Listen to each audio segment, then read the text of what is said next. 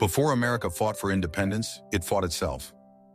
Long before the Stars and Stripes flew over a united land, 13 colonies stood divided, not by geography, but by loyalty. In the fields, in taverns, and even within families, a question echoed louder than any sermon or gunshot. Would they remain subjects of a king or become citizens of something new? The year was 1775. The world had grown restless. From Boston to Charleston, whispers of rebellion filled the air. For some, loyalty to the British crown was sacred, a bond that brought order, protection, and prosperity. For others, that same crown had become a chain. The taxes, the soldiers, the constant presence of a distant ruler, all had turned faith into fury. This was not yet the war for independence. It was something more intimate, a conflict of belief, fought not between nations, but between neighbors. And in many ways, it would be America's first civil war. In the countryside, farmers once united by harvests now argued at fence lines. Loyalists accused patriots of treason. Patriots called loyalists cowards. Brothers who once shared the same table now crossed the street to avoid each other's gaze. In New York, taverns erupted in shouting as loyal merchants defended the crown, while rebels raised tankards to liberty.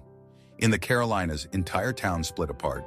Militia bands formed, some pledging allegiance to the king, others to the dream of a nation that did not yet exist.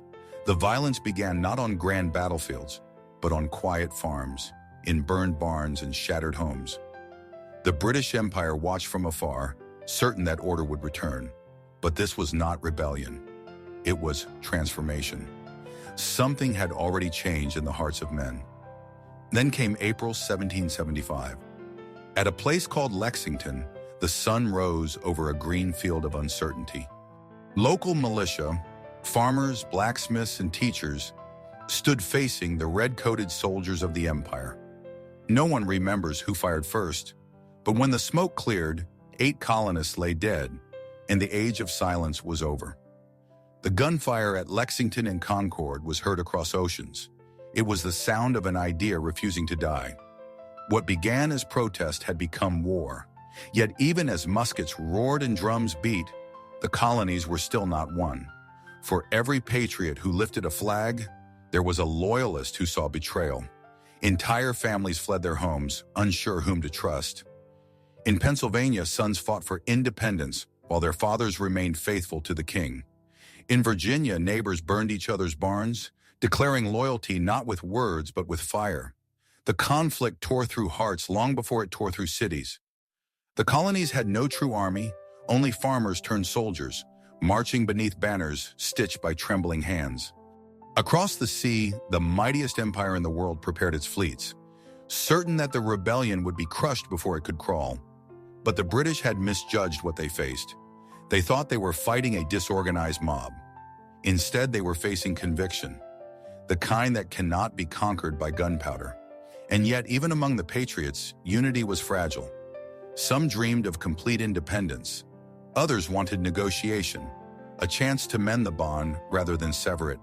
The Continental Congress debated endlessly under candlelight, the air thick with fear and hope.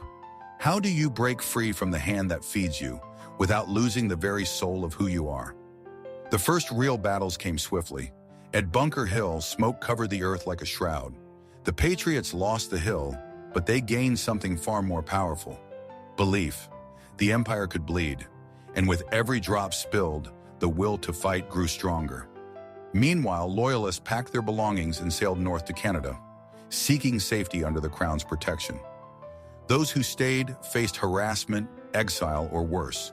Some were branded traitors, others disappeared into the forests, waiting for a future that might never forgive them.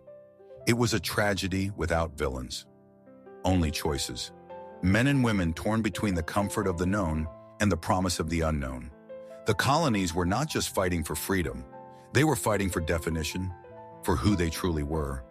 As months turned into years, the war spread like wildfire. Battles were fought in the snow of the north and the swamps of the south. The redcoats marched in perfect lines. The patriots struck from the shadows. One side fought for order, the other for destiny, but both paid the same price: loss. Homes burned, fields lay empty.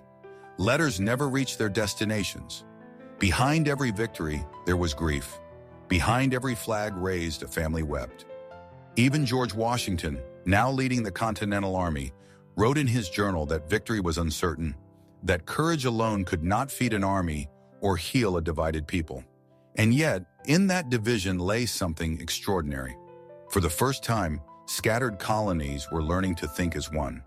They were not just Virginians or New Yorkers or Bostonians, they were Americans.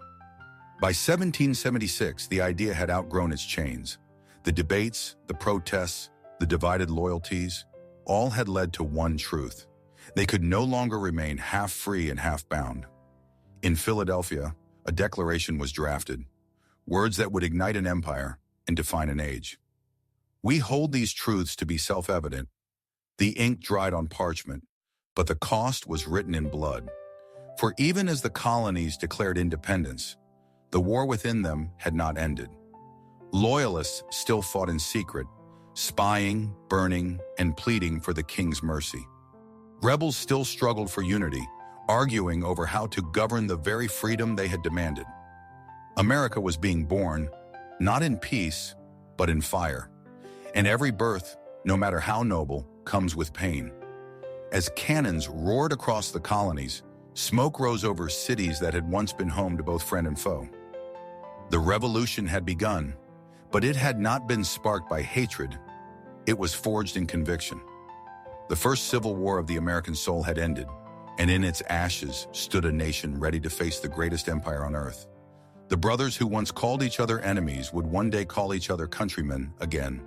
But for now, the world watched in awe as the impossible became inevitable. Freedom had taken its first breath, and the echo of that breath would change history forever. The fire of rebellion spread faster than any army could march. In every colony, in every heart, lines were drawn.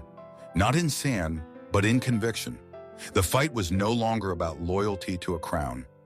It was about the right to belong to oneself. The war had changed everything. Trade halted, farms lay barren, and the sound of musket fire replaced the laughter of children.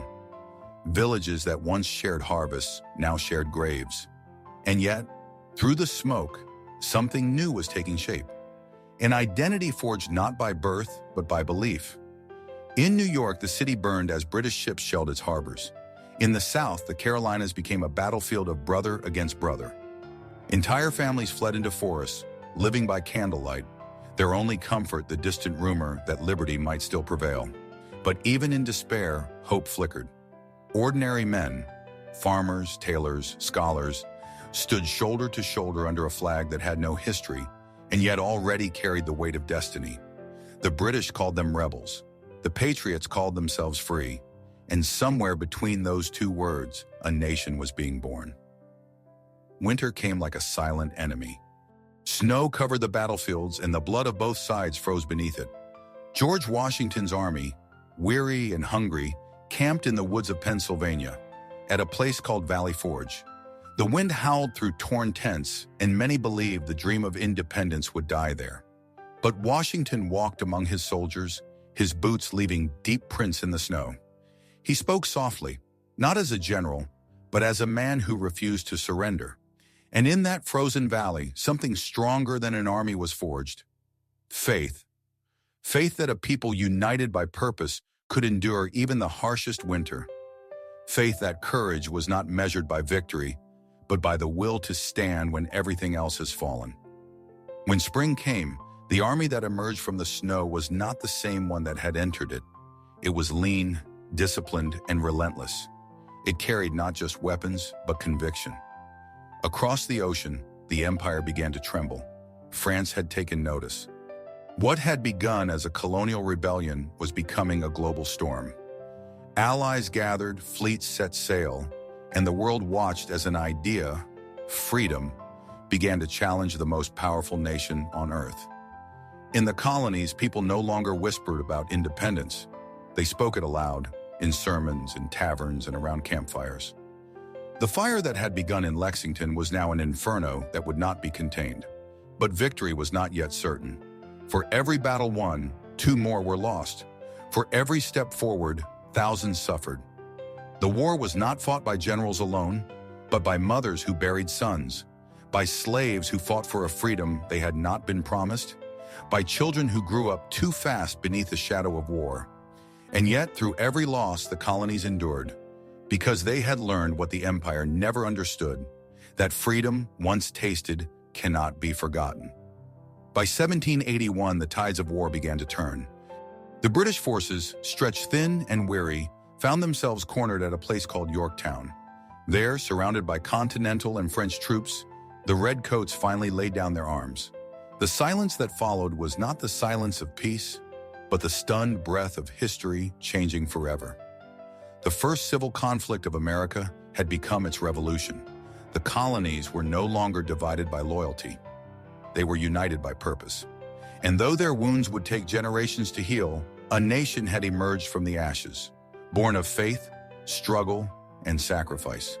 The war for independence had ended, but the war within the soul of America, between power and principle, freedom and fear, had only begun.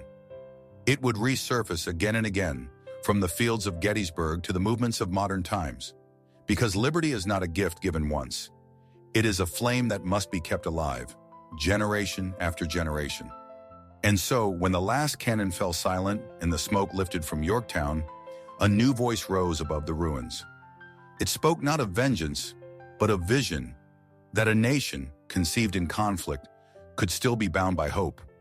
This was America's first civil war, and from its struggle, a people discovered the cost and the promise of freedom.